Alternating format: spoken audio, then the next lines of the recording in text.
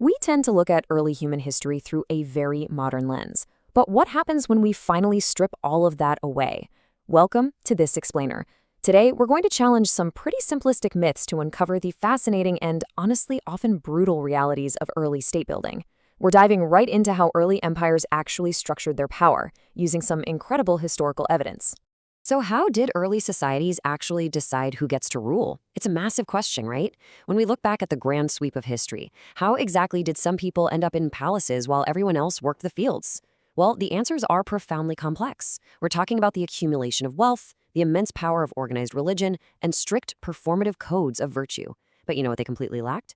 The modern, totally invented pseudoscience of race. Okay, here is our roadmap for today. First, we'll trace the rise of social classes. Second, we'll look at the incredible wealth of the Western Sudan.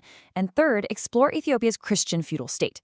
Then, for our fourth stop, we'll hold up a mirror to the Roman Empire before finally wrapping up by debunking the modern racial myths that hijacked this history.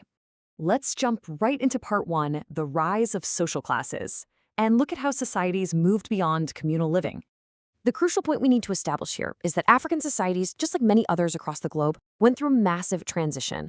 Initially, a lot of groups lived under communalism. That basically means equal access to land and an equal distribution of goods, just at a lower technological level. There really weren't classes in the modern sense. But over centuries, this shifted. Many of these societies transitioned into highly structured, very unequal feudal states. We're talking huge disparities in land and wealth, where a distinct landlord class and their bureaucracy completely controlled the state apparatus. So how did that happen? Well, as these societies advanced and started producing more, a subtle but profound shift occurred. Think about when agricultural cultivators started interacting more heavily with pastoralists. A whole new hierarchy began to emerge.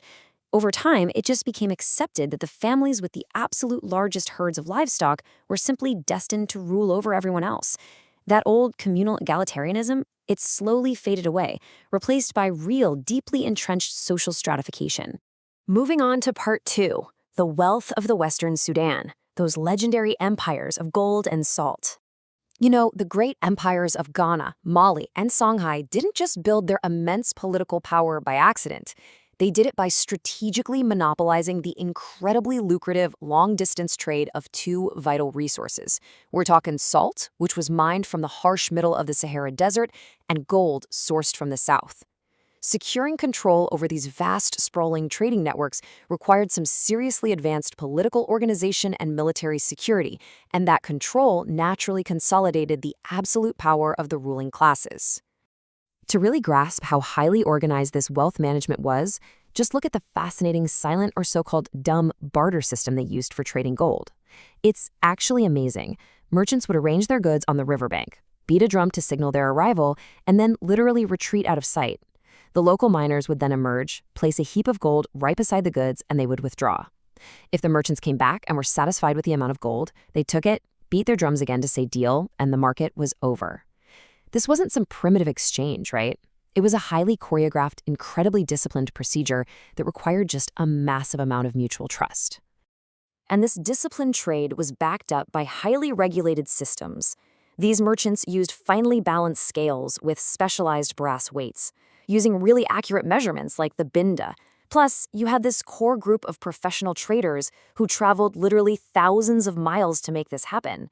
This economic engine absolutely turbocharged state power, and in effect, it transformed certain lineages into permanent ruling aristocracies. That brings us to part three, Ethiopia's Christian feudal state, where we'll look at the intersection of power and piety. Let's shift our focus east to see a totally different path to absolute power. Conquering Lion of the tribe of Judah, elect of God, Emperor of Ethiopia, King of Kings. Just listen to the weight of that title. Claimed by the Solomonic ruling class, it perfectly demonstrates the deep, completely inseparable alliance between organized religion and the immense power of the state. In this society, history and literacy were actively utilized to glorify both the nobility and the church.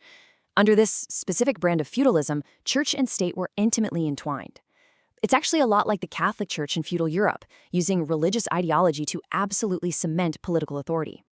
You can clearly see the feudal dynamics at play here. When the conquering Amharic dynasties expanded, they didn't just casually take over land. No, they carved it up, transferring massive, previously communally owned territories directly to royals, soldiers, and priests. These new local rulers became known as the Ras, which translates to provincial princes, and believe me, they wielded immense local authority. So, very much like feudal Europe, Ethiopia developed a sharply divided society. You've got the emperor sitting at the absolute top, the powerful Ras controlling the local provinces, and way down at the bottom, a massive peasantry reduced to tax tenants, handing over their hard-earned produce. And the landlords, well, in a move that might sound shockingly familiar to us today, they conveniently exempted themselves from paying taxes. It was a stark, brutal class divide born entirely out of land, wealth, and religious legitimacy. All right, let's pivot to part 4, the Roman mirror. Here, we're going to look at hierarchy through virtue, not biology.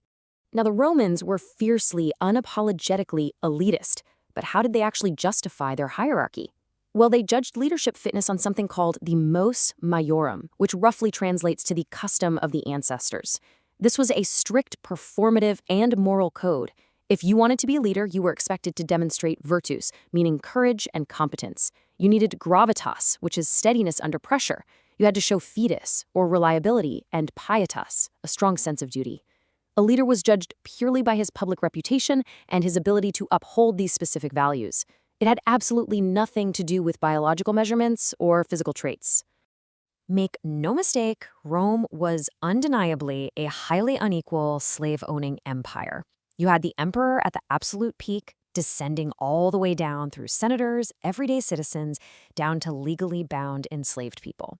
But their social glue wasn't race. It was personal patronage. It was this incredibly complex web of loyalty where powerful patrons offered protection in exchange for political support. What is remarkably completely absent here is any standardized theory of hereditary human biology deciding these categories. Now, don't get me wrong, the Romans absolutely believed they were exceptional. They genuinely thought they had a divinely sanctioned mission to govern, civilize, and impose order on the entire world. And yes, this definitely led to some very harsh stereotypes of outsiders, but while they viewed themselves as uniquely suited to rule, this was a cultural chauvinism. It was entirely based on civic performance, legal status, and adopting their culture. That is distinctly, fundamentally separate from the modern concept of race. Which brings us to our final section, Part 5, debunking modern racial myths and exploring the hijacking of history. It is absolutely crucial that we strictly separate the past from the present here. As we've seen, Roman and early African social hierarchies were based on wealth, citizenship, patronage, and performative virtue. Modern racial hierarchy, on the other hand, which really only emerged in the 19th and 20th centuries, is based on biological determinism, eugenics, and entirely pseudoscientific anthropology. These are two completely different, totally incompatible systems of categorizing human beings. So why the confusion? Well, it was entirely deliberate. In the 19th and 20th centuries, modern ideologues, including National Socialists, didn't actually adopt real Roman practices. Instead, they just cherry-picked the features they liked, things like empire, martial discipline, monumental architecture, and completely rewrote history.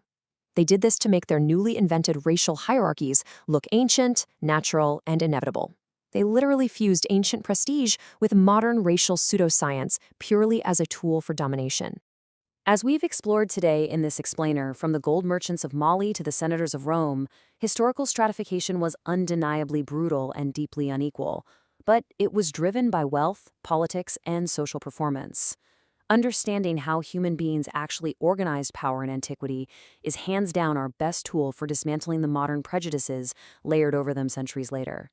I'll leave you with this. If ancient empires judged power by virtue, wealth, and loyalty, why do we still let modern myths of biological destiny cloud our view of history? It's something to think about. Keep questioning the narratives you encounter, and thanks so much for joining me today.